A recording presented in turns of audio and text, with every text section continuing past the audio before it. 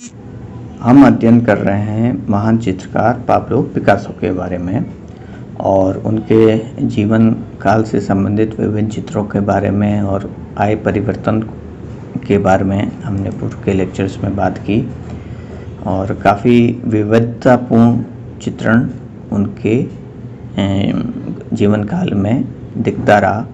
आमतौर पर हम यह मानते हैं कि पिकासो घनवादी चित्रकार थे, क्यूबिस्टिक आर्टिस्ट थे और उन्होंने कोणात्मक रेखाओं का प्रयोग करके चित्रण किया। परंतु अगर हम उनके जीवन काल को विभिन्न पीरियड्स में बांटकर देखते हैं तो हम यह पाते हैं कि उनका पूरा संपूर्ण जीवन काल विविधता से भरे हुए चित्रों शैली और रंगों का प्रयोग उन्होंने अपने पूरे चित्रण काल में जीवन काल में किया है।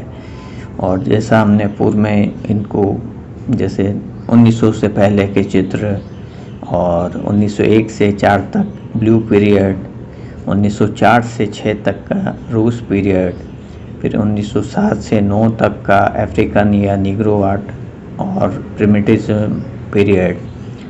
फिर अगर हम घनवाद को भी दो भागों में एनालिटिकल और सिंथेटिकल विश्लेषणात्मक घनवाद और संश्लेषणात्मक घनवाद इन दो भागों में विभक्त करते हैं तो 1909 से 12 तक का एनालिटिकल विश्लेषणात्मक घनवाद और 1912 से 1919 तक का जो पीरियड है वो संश्लेषणात्मक घनवाद।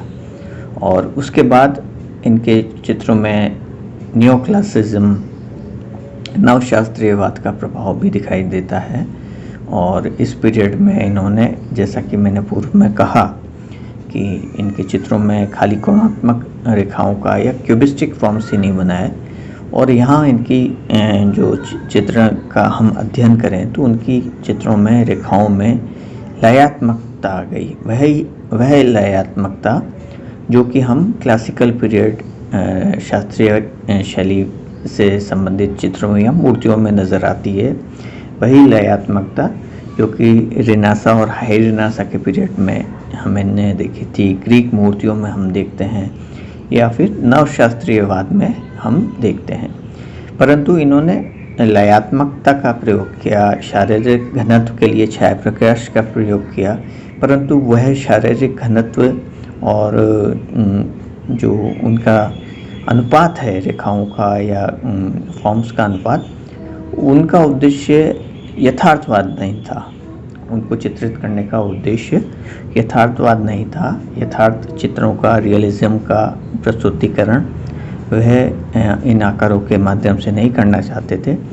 उन्होंने जो शास्त्रीय नियम के अनुपात हैं उनको पूर्णतः रूप से उपेक्षित किया और वहाँ इस पीरियड की जो उनकी आकृतियाँ हैं वो मोटी नज़र आई, जबकि क्लासिकल और नियो क्लासिकल पीरियड में शास्त्रीयवाद और नवशास्त्रीयवाद में आदर्श मानव शरीर सौंदर्य की परिकल्पना के आधार पर ही चित्रों को एक निश्चित अनुपात में बनाया जाता था।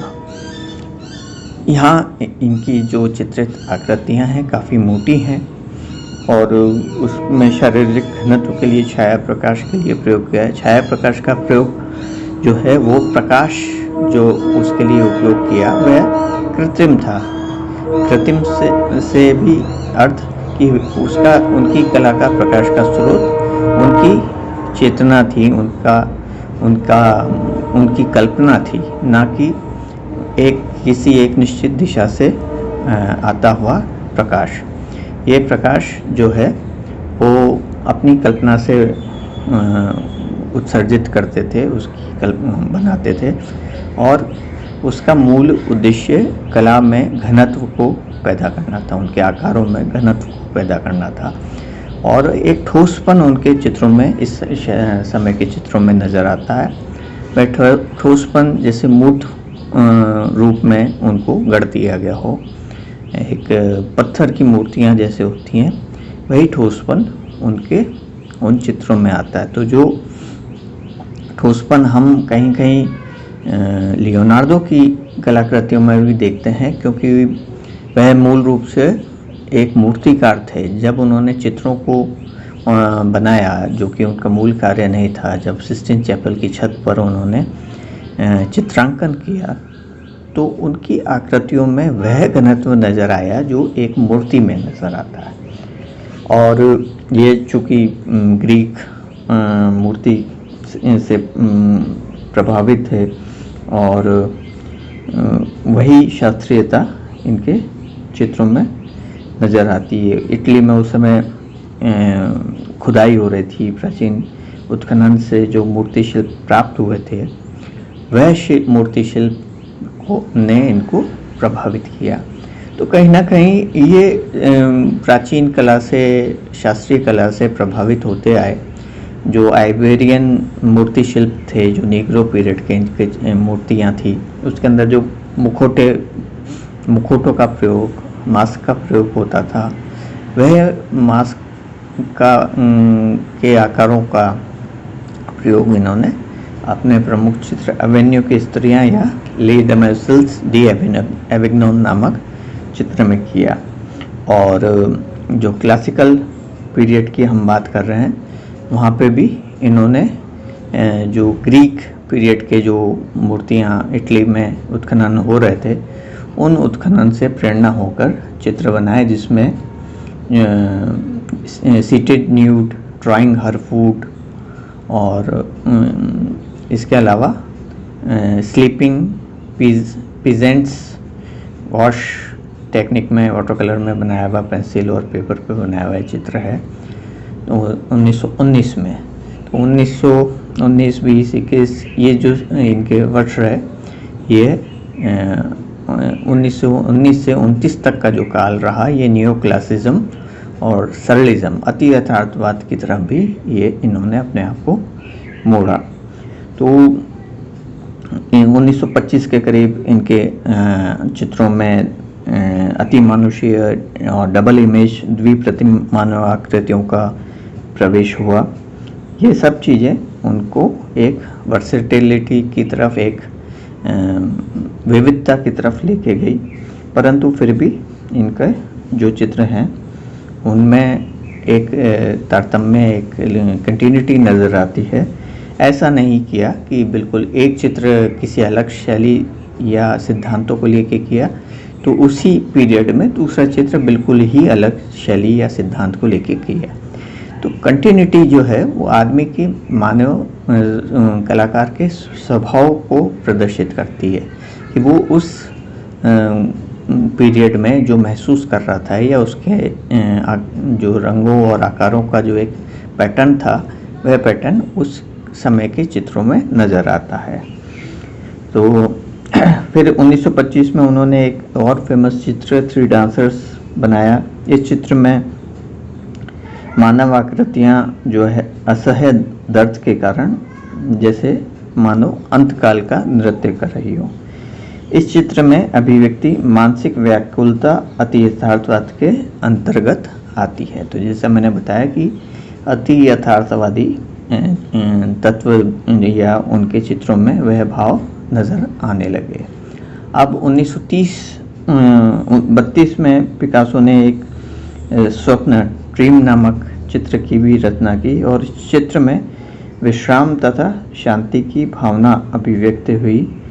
और ये चित्र भी काफ़ी प्रसिद्ध रहा। इस चित्र की भी काफ़ी, द ड्रीम, और जैसा मैंने बताया कि थ्री डांसर्स, ये भी काफ़ी फेमस चित्र रहे।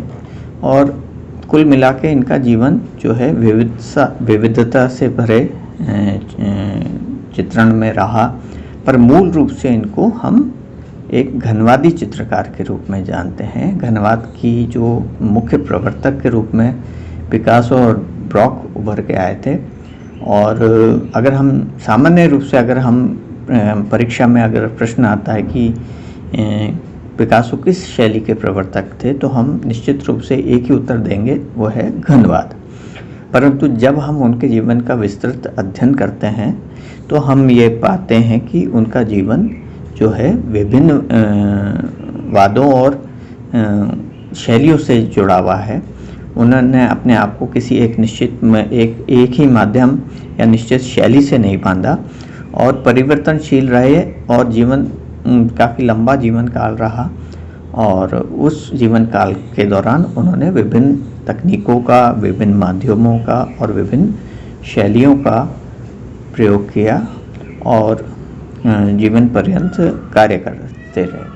अब आने वाले लेक्चर में हम उनके एक और बहुत प्रसिद्ध चित्र गुएर्निका, जो कि 1937 में उन्होंने बनाया था, ये चित्र भी परीक्षा की दृष्टि से बहुत ही महत्वपूर्ण है। प्रतियोगी परीक्षाओं के में भी यह चित्र इसके बारे में पूछा जा सकता है, किस सन में बना। कई बार प्रतियोगी परीक्षाओं में चित्रों की बारीकी पे भी ध्यान दिया जाता है कि इसका क्या साइज था या क्या माध्यम था। हम केवल चित्र को केवल विस्तृत अध्ययन की दृष्टि से नहीं देखें, उसकी बारीकियों पे, उसके मीडियम, अभी ये चित्र कहाँ मौजूद है, कब बना, किस परिप्रेक्ष्य में था, क्या साइज था, ये डिटेल्स भी हमें परीक्षा की दृष्टि से ध्यान रखनी चाहिए। तो हम इस चित्र के बारे में अध्ययन करेंगे अपने आने वाले लेक्चर में। धन्यवाद।